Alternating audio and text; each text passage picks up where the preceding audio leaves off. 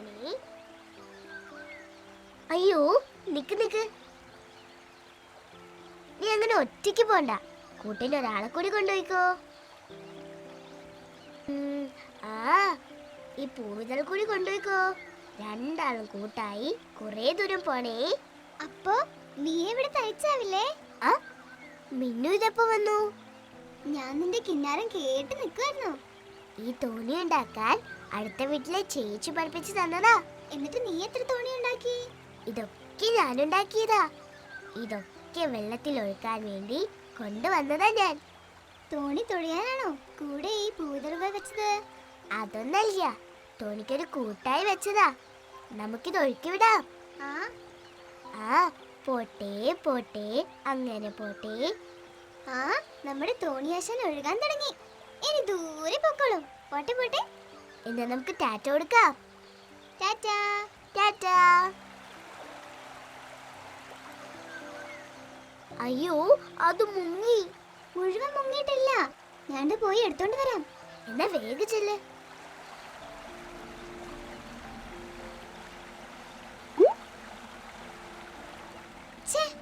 അത് കാണാൻ കൂടില്ലല്ലോ. ഇനി എന്ത് ചെയ്യും? ആ തുള്ളി, എന്താ മിന്നു പ്രശ്നം? നീ ഉണ്ടല്ലോ തോണി ഉണ്ടാക്കി കളിച്ചതാ. ഇവിടെ വന്നപ്പോ തോണി മുങ്ങിപ്പോയി. എന്നിട്ട് മിയ എവിടെ? കരയിൽ നിൽപ്പുണ്ട്. എന്നാ വാ, നമുക്ക് അവളുടെ അടുത്തേക്ക് പോകാം. ഹായ് തുള്ളി. മിന്നു, തോണി കിട്ടിയോ? ഇല്ല മിയ, ഞാൻ എത്തിയപ്പോഴേ അത് മുഴുവനായി മുങ്ങിപ്പോയി. അയ്യോ, മിയ, ഇതിലൊക്കെ ഇത്ര വിഷമിക്കാൻ എന്താ? ഇതൊക്കെ നിസ്സാര കാര്യങ്ങളല്ലേ. എന്നാലും ഞാൻ കഷ്ടപ്പെട്ടുണ്ടാക്കിയ തോണി മുങ്ങിപ്പോയില്ലേ? സാരില്ല, നമുക്കൊന്നുകൂടെ നോക്കാം. ദാ വേറെയും തോണിയുണ്ടല്ലോ. മിയ, അതിനെടുത്തേ. ആ. ഇനി നമുക്കിത് ഒഴുക്കി വിട്ടാലോ? അല്ല, അപ്പൊ കൂട്ടിന് പൂവിതളുകൾ കൂടി വെക്കണ്ടേ? അങ്ങനെ വേണോ മിയ? വേണം. ശരി, ഞാൻ തന്നെ വെക്കാം. ഇനി മിയ തന്നെ ഒന്നൊഴുക്കി വിട്ടു നോക്കൂ. ആ, ഹായ്, ദേ തോണി മുങ്ങാതെ പോകുന്നു. ഇത്രയേ ഉള്ളൂ കാര്യം. ഇപ്പൊ സന്തോഷായില്ലേ? എന്നാ നമുക്ക് തുള്ളിപ്പാടം പിടിക്കാം. ആ, ശരി.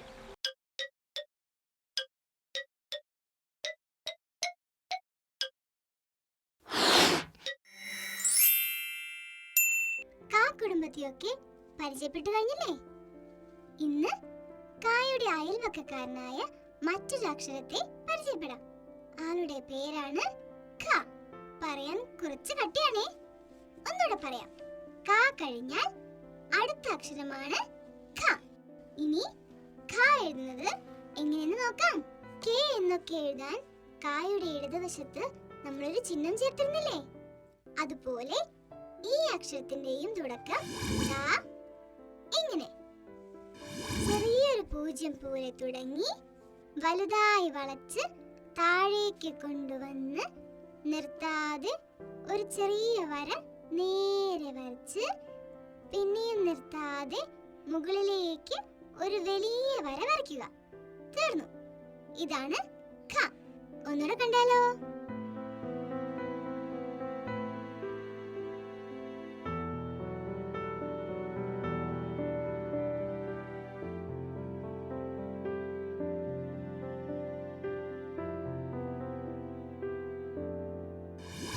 ഇനി ഖ വെച്ചുള്ള വാക്കുകൾ നോക്കാം.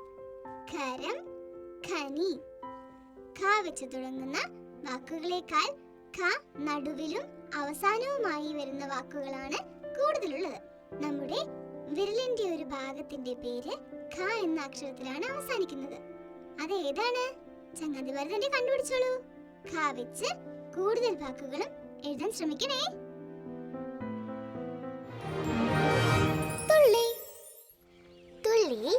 നമുക്കൊരു തോണി കൂടി ഒഴുക്കി വിട്ടാലോ? ഒഴുക്കി വിടാം.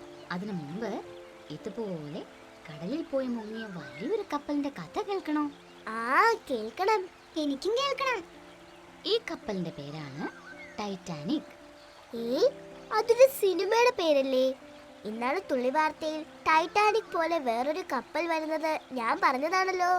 അതെ, പക്ഷേ ടൈറ്റാനിക് വെറും സിനിമ കഥയല്ല, ശരിക്കുണ്ടായിരുന്ന കപ്പൽ. എന്നിട്ട് ആ കപ്പൽ നടുകടലിൽ മുങ്ങിപ്പോയി. ശോ, കഷ്ടായിപ്പോയി. മിയ ടൈറ്റാനിക് സിനിമ കണ്ടിട്ടുണ്ടോ? ഇല്ല, കേട്ടിട്ടുണ്ട്. നമ്മുടെ കൂട്ടുകാരിൽ പലരും ആ സിനിമ കണ്ടിട്ടുണ്ടാവില്ല. ഏതായാലും ഇവിടെ ടൈറ്റാനിക് സിനിമയെ കുറിച്ചല്ല, ടൈറ്റാനിക് എന്ന കപ്പലിനെ കുറിച്ച് പറഞ്ഞുതരാം. ശരി. തുള്ളി. നേരത്തെ മുങ്ങിയ തോണിയിലെ പൂവിതളുകളൊക്കെ ഇപ്പോൾ വെള്ളത്തിന്റെ അടിയിലെത്തി കാണുമല്ലേ? തുള്ളി. തുള്ളി, ഈ തോണി മുങ്ങിയാൽ അതിലുള്ളവരൊക്കെ മരിച്ചു പോവില്ലേ? തോണിയിലും കപ്പലിലുമൊക്കെ പോകുന്നവർ പുഴയെയും കടലിനെയും ഒക്കെ അടുത്തറിഞ്ഞവരായിരിക്കും. അവർ നീന്തി രക്ഷപ്പെടും.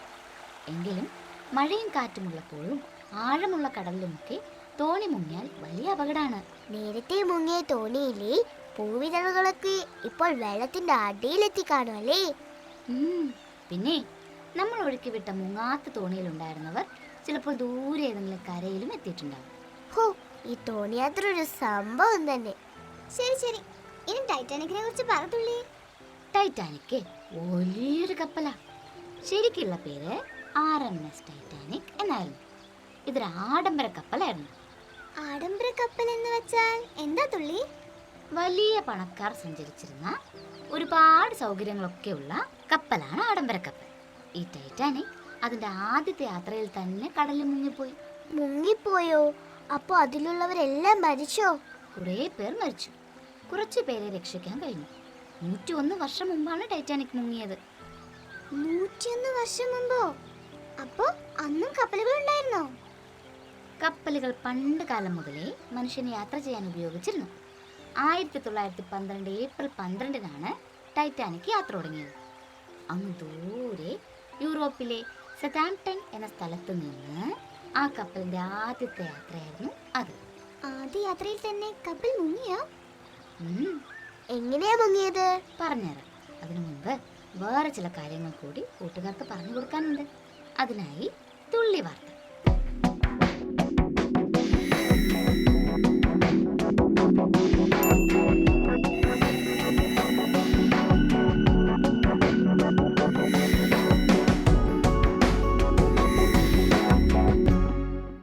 എല്ലാവർക്കും തുള്ളി വാർത്തയിലേക്ക് സ്വാഗതം.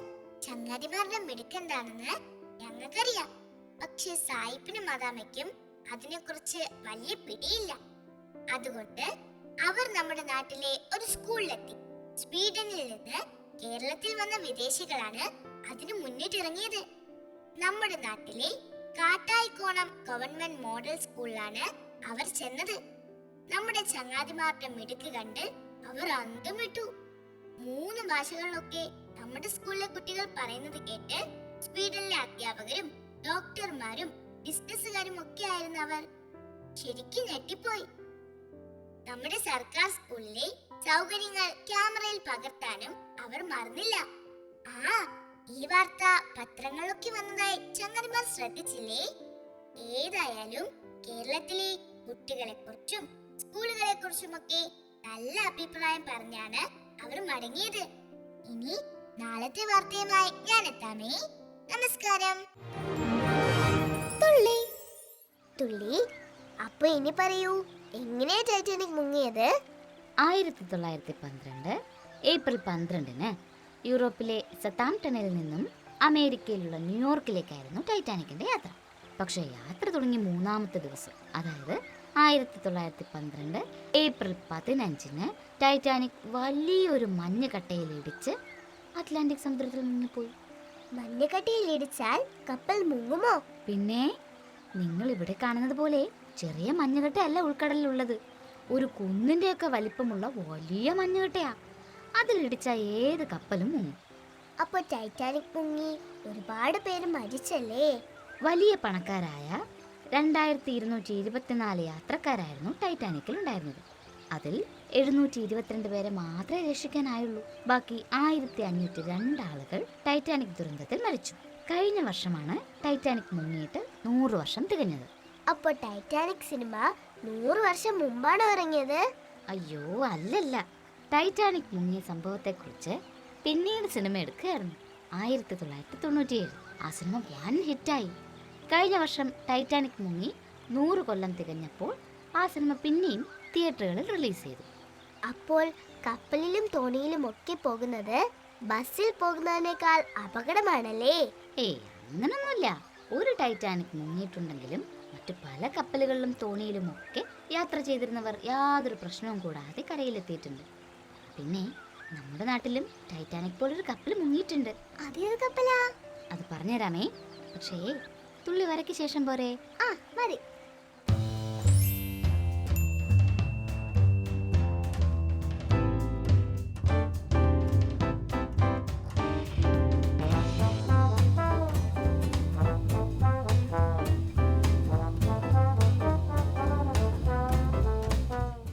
എന്റെ ചങ്ങാതിമാരെ, ഇന്നുണ്ടല്ലോ സ്മോൾ ലെറ്റർ ടി വെച്ച് ഒരു മനോഹര ചിത്രമാണ് വരയ്ക്കാൻ പോകുന്നത്.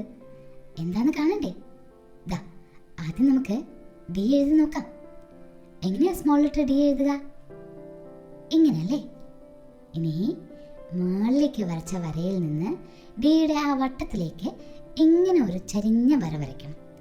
ഇപ്പോൾ ഒരു ട്രയാങ്കിൾ പോലെ ആയല്ലേ? ഇതിനകത്ത് കുഞ്ഞതായി 2 വരകൾ കൂടി വരയ്ക്കേണ്ടതുണ്ട്. അത് കഴിഞ്ഞാലോ ദാ ഇങ്ങനെ ഒരു ചെവി അടയാളം പോലെ. ഇനി ഡിയുടെ വാലിനോട് ചേർത്ത് ഇതാ ഇങ്ങനൊരു വര വരച്ചാൽ ഇങ്ങനെ ഞൊറികൾ പോലെ ചുറ്റുമൊരു വട്ടം വരയ്ക്കണം.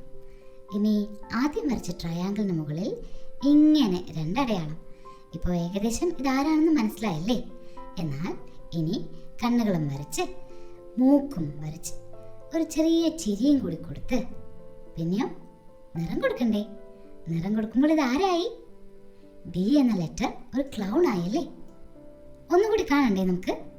അതിന് ഡി എന്ന സ്മോൾ ലെറ്റർ ഇങ്ങനെ എഴുതി. ഇനിതാ മുകളിൽ ഇങ്ങനൊരു ട്രയാങ്കിൾ വരച്ചു. ട്രയാങ്കിളിനകത്ത് 2 വരകൾ വരച്ചു. പിന്നെ ദാ ഇങ്ങനെ ചെവി അടയാളം കൊടുത്തു. ഇനിയോ കഴുത്തിന് ഇങ്ങനൊരു വരയാണ് വരച്ചത്. കഴുത്തിന് ചുറ്റും ഉടുപ്പിന്റെ വട്ടം. ഇനിയോ തൊപ്പിക്ക് മുകളിലെ ബലൂൺ. അത് കഴിഞ്ഞാൽ കണ്ണും മൂക്കും വായും വരയ്ക്കാം. അതെങ്ങനെയാ വരയ്ക്കുക? ദാ ഇങ്ങനെ തന്നെ. ഇത്രയും വരച്ച് പൂർത്തിയായാൽ ഇഷ്ടമുള്ള നിറവും കൊടുത്തോളൂ. കൂട്ടുകാർ ഈ ചിത്രം വരച്ച് തുള്ളിക്ക് അയച്ചു തരില്ലേ? തുള്ളി. ഇനി കടങ്കഥയ്ക്കുള്ള സമയാണേ.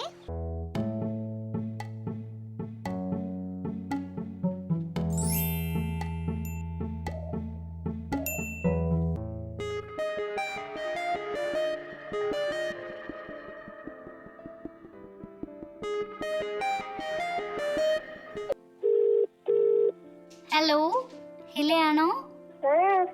ആണോ ഹില? ഇതാരാ വിളിക്കുന്നെന്ന് മനസ്സിലായോ? തുള്ളി. കടങ്കഥ ചോദിക്കാനാ തുള്ളി വിളിച്ചത്. ചോദിക്കട്ടെ? എളുപ്പമുള്ള ചോദ്യാണേ. കുപ്പായമൂരി കിണറ്റിൽ ചാടി.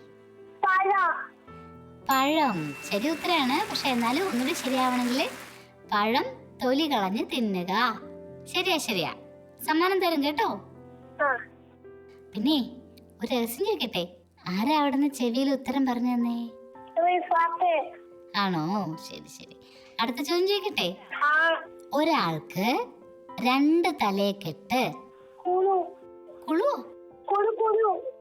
കുളുന്നോ? ക്ലൂ തരാമേ. ഇല കണ്ടിരിക്കാൻ വഴിയില്ലാത്തൊരു സാധനമാണ്. പണ്ടൊക്കെ ആളുകൾ ഇത് വെച്ചിട്ടാണ് അരിയൊക്കെ ഇടിച്ച് പൊടിയാക്കി കൊണ്ടിരുന്നത്. ഒരാൾക്ക് 2 തലയെക്കെട്ട്. ഈ സാധനം വെച്ചിട്ട് ഉരലിടിക്കുക. ഒലക്ക. ശരി ഉത്തരം. ഇനി അടുത്ത ചോദ്യം ചോദിക്കട്ടെ? കിളികിലുക്കും കെക്കിലുക്കും ഉത്തരത്തിൽ ചത്തിരിക്കും. ഇത് എളുപ്പമുള്ള ചോദ്യം. ഹില കുഞ്ഞായതുകൊണ്ട് അങ്ങനെ എളുപ്പമുള്ള ചോദ്യം ചോദിച്ചത് കേട്ടോ. താക്കോൽ. ശരി ഉത്തരം. അപ്പോൾ 3 ചോദ്യങ്ങൾക്ക് ഉത്തരം പറഞ്ഞു. വലിയ സമ്മാനം വരുന്നുണ്ട്, കാത്തിരിക്കണേ. ഇപ്പൊ തുള്ളി പോട്ടെ. ബൈ. തുള്ളി.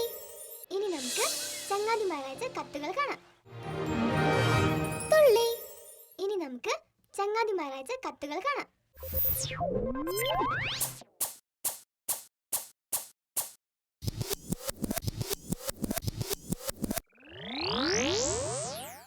ഇന്നത്തെ തുള്ളി ഇൻബോക്സിൽ ആദ്യം തന്നെ ഒരു കവിത വായിക്കട്ടെ. ദിവ്യശ്രീ KV. കുഞ്ഞേടത്തി എന്നാണ് കവിതയുടെ പേര്. എന്നും എൻ്റെ കുഞ്ഞേടത്തി, സ്വന്തം സ്വന്തം കുഞ്ഞേടത്തി, പിച്ച പിച്ച ഓടി നടക്കും, കാൽത്തളയെന്നും കിലുകിലുങ്ങും, കുമ്പകളാട്ടി ഓടി നടക്കും, പൊട്ടിച്ചിരിക്കാൻ ഉത്സാഹം, കയ്യും കാലും ആട്ടി നടക്കും, കാൽത്തള കരിവള താളമിടും, നൃത്തം വെച്ചൊരു ചാഞ്ചാട്ടം, എന്നും എൻ്റെ കുഞ്ഞേടത്തി. ദിവ്യശ്രീ, കവിത നന്നായിട്ടുണ്ട്. പക്ഷേ കുഞ്ഞേടത്തെക്കുറിച്ചാണ് പാടുന്നതെങ്കിലും പറഞ്ഞു പറഞ്ഞു വന്നപ്പോൾ കുഞ്ഞനുജത്തിയാണോ എന്ന് തോന്നി. ദിവ്യശ്രീ ഒരു കത്തും അയച്ചിട്ടുണ്ട്. നിന്നെയും നിന്റെ കൂട്ടുകാരെയും കണ്ടപ്പോൾ എനിക്ക് വളരെയധികം സന്തോഷമായി എന്ന് തുടങ്ങി തുള്ളിയിലെ എല്ലാ പരിപാടികളും ഏറെ ഇഷ്ടമാണ് എന്ന് ഈ കത്തിൽ എഴുതിയിട്ടുണ്ട്.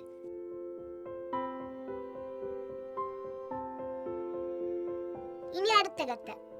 എറണാകുളത്തെ വൈപ്പിൻകരയിൽ ഓച്ചന്തുരത്ത് എന്ന സ്ഥലത്ത് താമസിക്കുന്ന കാർത്തിക V ആണ് ഈ കത്ത് അയച്ചിരിക്കുന്നത്.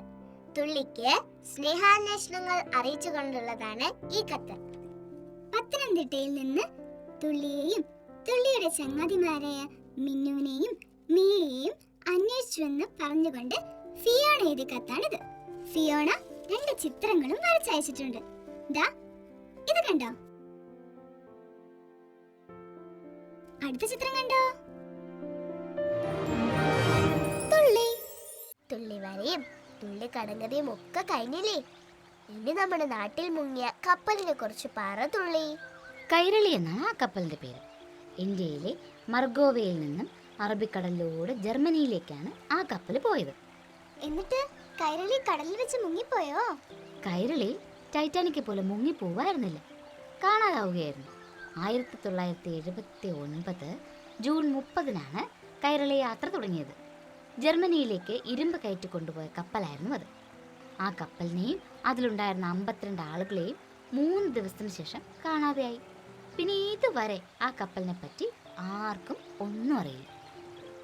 ഈ തോണി മുക്കി ആരെ കഷ്ടപ്പെടുത്തരുതേ. മിയ, ഈ തോണി മുങ്ങാതിരിക്കാൻ ഞാനും ഇതിൽ പോകുന്നുണ്ട്. അയ്യോ, നിനക്ക് പോകാൻ നേരായോ? ഇനി നാളെ വരാം. അപ്പൊ മിയ, മിന്നു, ടാറ്റാ. ടാറ്റാ.